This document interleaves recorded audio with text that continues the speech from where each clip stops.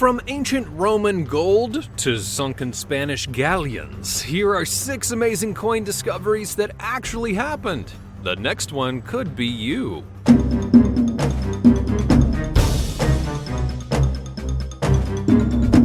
Number 6. The Hoxne Hoard. In 1992 in Suffolk, England, one lucky farmer discovered treasure after losing a hammer in his field.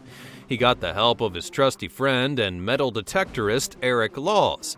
The hammer was never found, but I'm pretty sure the farmer was okay with it after the metal detector led the two men to one of the biggest collections of late Roman gold and silver coins that were ever discovered in Britain. And that's when the farmer and Mr. Laws became very wealthy. More specifically, Laws found an abundance of 4th and 5th century gold and silver coins from the Roman Empire. They were literally thousands of years old, and included in the hoard was an alarming 14,865 bronze, silver, and gold coins. Many of the centuries-old specimens were buried in oak boxes, while others were wrapped in fabric. Nobody really knows exactly how the coins got there, but they were carefully packaged, indicating that they were deliberately hidden by a wealthy family. Someone probably intended to go back for them later, but never got the chance. The spoils would be valued at £1.75 million in 1993 by the Treasure Valuation Committee, an amount that equals around £3.27 million in modern currency. The farmer and his friend were then compensated to the tune of $2.19 million for the haul, which is on permanent display at the British Museum. They have everything in that place. Number 5. The Brent Bisbing discovery. On July 30th of 2015, a salvage company known as 1715 Fleet Queen's Jewels made a remarkable $4.5 million discovery off the coast of Florida. 350 gold Spanish coins, including 9 royals, that were specifically made for King Philip V of Spain. Perhaps even more amazingly, this fascinating treasure trove was found on the 300th anniversary of a hurricane that destroyed 11 Spanish ships to the day. CEO Brent Bisbing was taken aback by the discovery of the artifacts, referring to the find as magical and surreal. In fact, such items hadn't been found in some 17 years, since 1998, so it had to be destiny. Indeed, magical and surreal it was, each royal worth up to $300,000, which is an astronomical value for one single coin.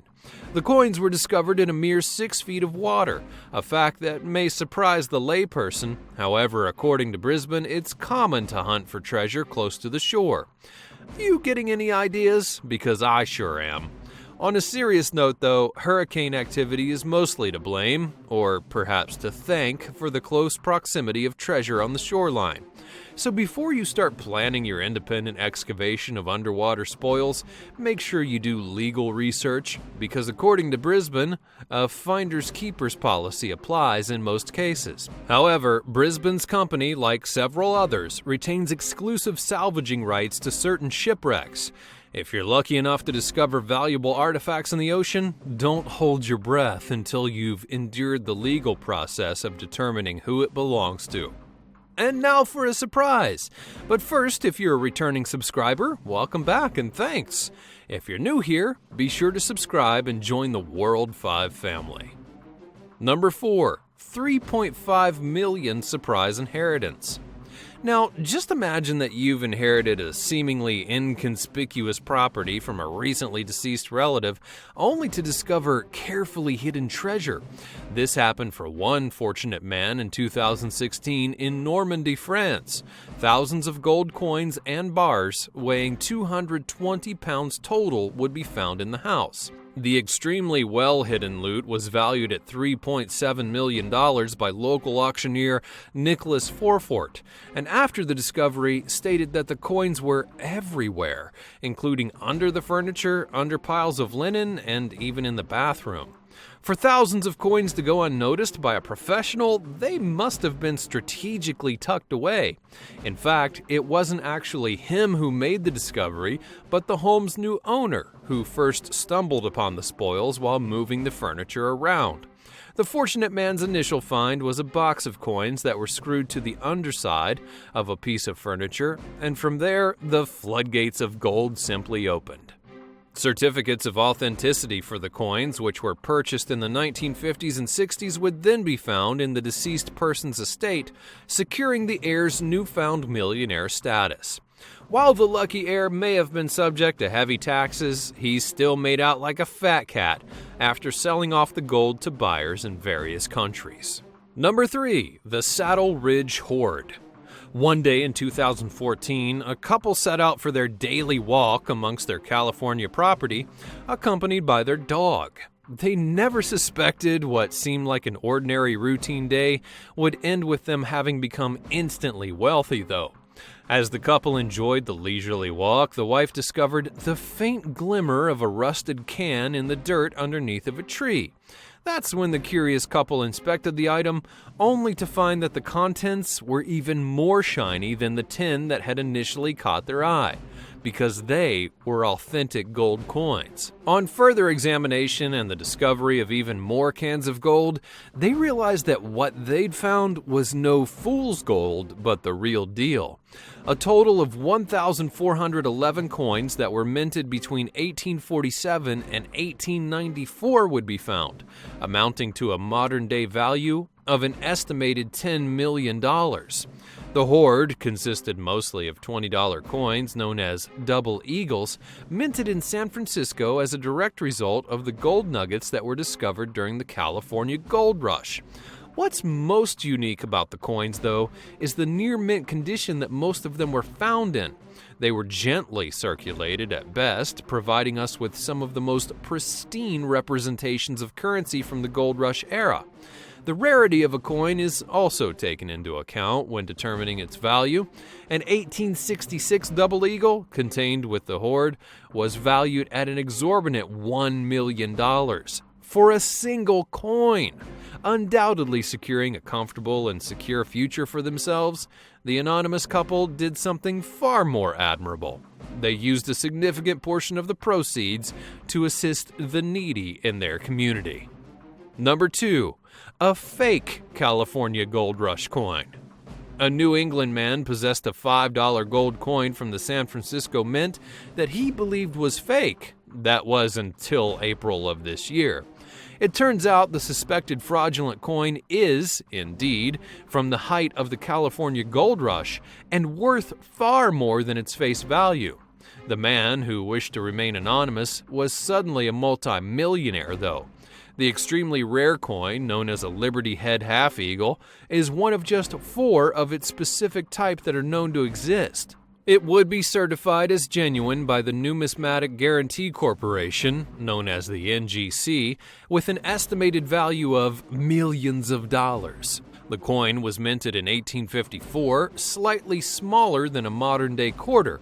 When the owner initially consulted expert coin collectors and dealers, they speculated that it was fake, since only 3 surviving 1854 Liberty Head Half-Eagles were known to exist. The owner then made a last-ditch effort to confirm its authenticity, or lack thereof, when he had it examined by the NGC. One can only imagine the reaction upon learning that the seemingly phony coin was in fact a real deal. I probably would have fainted. What makes the coin even more remarkable is the fact that only 268 of them were ever minted in the first place. According to Richard Beale, auction valuer at Collectible Specialists, Warwick & Warwick, the last time a Liberty Head Half-Eagle sold at auction was in 1982 for $170,000. However, he did contend that the same coin would be worth comfortably in excess of millions today, and sell for far more than its most recent price tag. So far, it's unknown what the anonymous owner of the coin plans to do, but it's safe to say if he chooses to sell it, he'll enjoy a very comfortable and secure future. Number 1. $40 million worth of Depression coins. In 2003, a 75-year-old woman named Joan Langboard discovered 10 valuable coins in a family safety deposit box. Langboard's late father had owned a jewelry store in Philadelphia that she had worked at nearly her entire life. She was equipped with enough knowledge about collectibles to suspect that the coins were 1933 double eagles. The double eagle is known as one of America's most rare and beautiful coins, designed by American sculptor Augustus St. Gaudens, and on one side of the coin is Lady Liberty, with the other being a bald eagle. In 1933, 445,500 double eagles would be minted, with each one valued at $20. However, the coins were never circulated, which is one of the reasons they're so special. Why were the double eagles never circulated, though? Well, during the Great Depression, the United States was plagued by poverty, unemployment, homelessness, and a deep distrust for the banking industry. People developed a tendency to hoard gold during the time, which is understandable, and also prompted President Franklin D. Roosevelt to pull all of the gold coins out of circulation. Most of them would be sealed away in the basement vault of the U.S. Mint, while the agency's cashier held on to a mere 500 of them. Eventually, they sent 2 of the coins to the Smithsonian, while the rest were supposedly melted into gold bars. One of the Mint's cashiers had actually smuggled an unknown amount of the coins out of the possession of the agency, and the circulating rumors prompted a Secret Service investigation. 10 of the double eagles would be traced to Joan Langbourd's father, Israel Scott. Langbourd assumed that her father had owned the coins legally and took them to the Mint for authentication. She hoped to sell the coins, which were worth a whopping $40 million, and to her surprise, the Mint considered the precious double eagles to be stolen government property and confiscated them. Langbourd sued the Mint, the Treasury, and various federal officials in 2006, claiming that there was a narrow window of time between which her father could have purchased the coins legally. Unfortunately, though, the verdict would rule against her, and the elderly woman's hopeful fortune remained in the hands of the government. What do you think? Should the government have returned the coins to her, or paid her the $40 million she was owed? Let me know what you think in the comments below. Be sure to subscribe for more amazing videos, and I'll see you next time.